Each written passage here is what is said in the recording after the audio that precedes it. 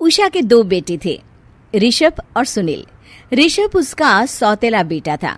उषा हमेशा ही अपने सगे बेटे सुनील को ज्यादा प्यार करती थी। सुनील की शादी हो चुकी थी और ऋषभ की शादी भी निशा नाम की लड़की से हो जाती है। उषा सुनील की पत्नी कीर्ति को ज्यादा प्यार करती थी। एक दिन वो अपनी बहू कीर्ति के लिए साड़ी ले आती है। ये लो बहू, तुम्हारे लिए साड़ी लाई हूँ। कल पड़ोस की शादी में जाना है ना, तुम यही पहन कर चलना। तभी वहां ऋषभ आ जाता है। अरे माँ, तुम निशा के लिए साड़ी नहीं लाई? वो भी तो कल शादी में जाएगी ना? हाँ, वो भी जाएगी, पर उसके पास तो काफी साड़ी होंगी ना। अभी अभी तो शादी हुई है तुम दोनों की, तो उसी में से कोई पहन लेगी वो। ऋषभ ये सुनकर उदास हो जाता है। तब निशा कहती है, आप उदास क्यों होते हो जी? सही तो कह रही हैं मम्मी जी। मेरे पास तो बहुत साड़ियां हैं और सारी की सारी नई हैं। मैं उन्हीं में से कोई पहन लूंगी। वो बात नहीं है निशा।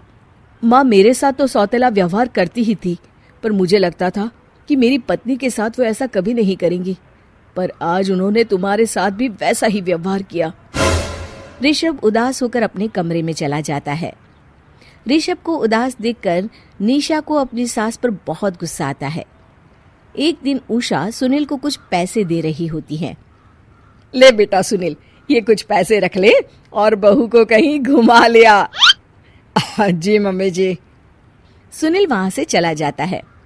मम्मी जी, आपने इन्हें तो कभी पैसे नहीं दिए। ऐसा सौतेला व्यवहार आप क्यों करती हैं? बहू, ये किस तरह से बात कर रही हो तुम अपनी सास से? कोई ऐसे सवाल करता है कि अपनी सासू से? सास, अरे जिस दिन से मैं इस घर में आई हूं ना, आपने तो मुझे अपनी बहू माना ही नहीं। हमेशा कीर्ति भाभी के लिए ही सब कुछ लाती हैं। मुझे तो आज तक आपने कुछ दिया ही नहीं। क्या मैं जानती नहीं कि आप ऐसा क्यों करती हैं? देख निशा, तू अपना काम कर समझी। मेरे से बहस करने की कोई जरूरत नहीं है। तभी वहां ऋषभ आ जाता है। निशा, माँ से ऐसे बात नहीं करते। तुम जाओ अपने कमरे में। हाँ, जा रही हूँ। मुझे भी इनसे बात करने का कोई शौक नहीं है। निशा अपने कमरे में चली जाती है और ऋषभ भी वहां आ जाता है। निशा, तुमने माँ से क्यों झगड़ा किया? क्योंकि आप तो कुछ कहते ही नहीं, बस चुपचाप सहते रहते हैं। किसी को तो आवाज उठानी होगी ना। कोई बात नहीं निशा, तुम गुस्सा मत करो, शांत हो जाओ। निशा रसोई में खाना बना रही होती है। तभी वहां कीर्ति आ जाती है। निशा, तुम मार्केट से ये सामान ले आओ। मैं क्यों जाऊं? आप भी तो जा सकती हो ना। दिख नहीं रहा कि मैं खाना बना रही हूँ? हाँ तो क्या हुआ, खाना बनाने के बाद चली जाना। हाँ, खाना भी मैं ही पकाऊं, बाजार जाकर सामान भी मैं ही ले आऊं। खुद तो कुछ करोगी नहीं, है ना? ओहो, जुबान तो देखो कैसे चल रही है। सुनो, तुम अभी आई हो इस घर में, तमीज में रहो, वरना सासू माँ से कहकर मायके भिजवा दूंगी तुम्हें। हाँ। ओह, हाथ लगाकर दिखाओ मुझे, देख लूंगी। बहुत मनमानी हो गई तुम दोनों की, समझी?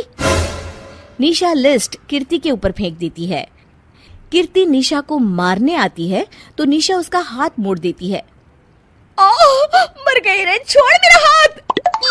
आज के बाद मुझसे कोई बदतमीजी की तो अच्छा नहीं होगा। कीर्ति रोते हुए अपने कमरे में चली जाती है। उस निशा चुड़ैल ने मेरा हाथ मोड़ दिया। मुझे नहीं रहना इस घर में। अरे कैसी बेकार की बातें कर रही हो? अरे निकालना ही है तो ऋषभ और निशा को निकालेंगे। नहीं, मुझे अलग घर चाहिए। कान खोलकर सुन लीजिए, हम दोनों इस घर से जल्द जाएंगे। आप नए घर का इंतजाम कीजिए बस। मैं इन दोनों के साथ ज्यादा नहीं रह सकती। हाँ, वैसे मैं भी कुछ दिनों से सोच रहा था। अच्छा हुआ तुमने कह दिया, मैं माँ को भी बता देता हूँ। माँ, वो क्या करेंगी तुम्हारे साथ जाकर? मैं चाहती हूँ कि तुम और मैं, बस हम दोनों ही कहीं शिफ्ट हो जाएं, इस सब झमेले से दूर। अरे पर माँ को यहाँ छोड़कर इस तरह से जाना ठीक नहीं रहेगा कीर्ति। वैसे वो तुम्हें कितना प्यार भी तो करती हैं। नाम का ख्याल रखती है, क्योंकि तुम सगे बेटे हो ना, इसलिए।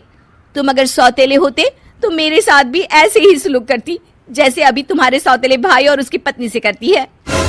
अरे पर फिर भी कुछ भी नहीं। देखो, या तो हम दोनों इस घर से कहीं दूर जाएंगे या फिर मैं अपने मायके चली जाऊंगी। हाँ, बता देती हूँ। अच्छा बाबा, अच्छा ठीक है। सुनील अपनी माँ से बात करने आता है। माँ, मैं सोच रहा हूँ कि कीर्ति के साथ अलग घर में शिफ्ट हो जाऊं। अरे वाह बेटा, ये तो बहुत अच्छा सोचा है तुमने। कब शिफ्ट होना है हमें? मैं भी पैकिंग कर लेती हूँ। अब नहीं माँ, मैं और कीर्ति ही जाएंगे बस। आप तो यहीं रहो, ये पुश्तैनी घर भी है ना आपका। अरे बेटा, तू तो मेरा सगा बेटा है, तू ही मेरे साथ ऐसा कर रहा है, मुझे अपने साथ ले जा बेटा। तभी वहाँ कीर्ति आ जाती है। अरे माँ, आपको पता भी है कि किराए के घर में कितना खर्चा होता है, और अगर आपको भी लेकर गए तो और खर्चा होगा। आप तो बस यहीं रहो इसी घर में।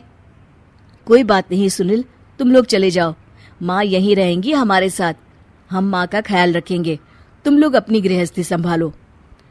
निशा को ये देखकर बहुत खुशी होती है। वो मन ही मन सोचती है, अब आया ना ऊंट पहाड़ के नीचे। अब मम्मी जी को पता चलेगा, बड़ा सगा और सौतेला करती रहती थी।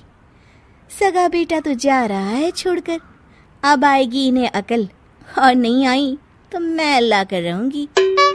निशा अपनी सास को कैसे अपने सौतेले बेटे से मिलाएगी, जानने के लिए देखिए सौतेली माँ पार्ट